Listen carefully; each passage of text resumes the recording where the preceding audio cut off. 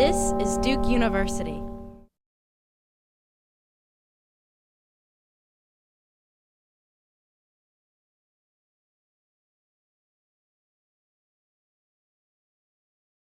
Today what we're really going to be exploring is how consumers and shoppers specifically are bombarded with more messages than ever. With the convergence of new media and all the different digital messages that are out there, in addition to messages that are in store, there's a tremendous amount of clutter.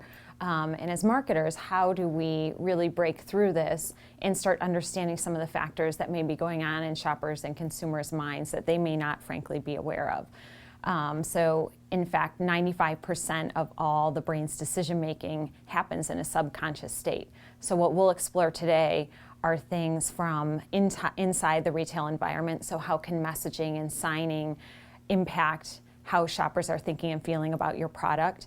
We'll examine how along their path to purchase, whether it's outside the store or inside the store, how you can connect with them in ways that are a lot more effective than using some of your traditional methods.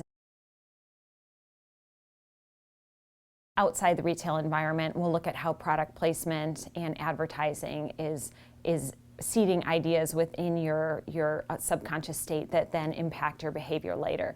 Within the retail environment, there are ways that you can structure your marketing so that as the shopper is going through their path to purchase, you're approaching them with messaging in ways that's most relevant based on how they're cognitively feeling throughout that journey, that shopper purchase journey. In addition, the communications that you're giving shoppers are very important. The brain is only able to process so much, and the way it's processed is very particular. So if you're not structuring those communications in a way that's effective to the shopper, your message will not be delivered. And as I mentioned earlier, with all the thousands and thousands of messages that shoppers and consumers are receiving all day long through the various devices and media that's available today, it's critical to optimize what you're doing. From what we have understood is that shoppers, through research, shoppers are not aware of this whole subconscious element. And so therein lies the difficulty in the research in trying to understand, what shoppers are really thinking. Because if you're just using traditional research, shoppers may be telling you something, but in their brain, they're actually processing things a different way than they may not even realize.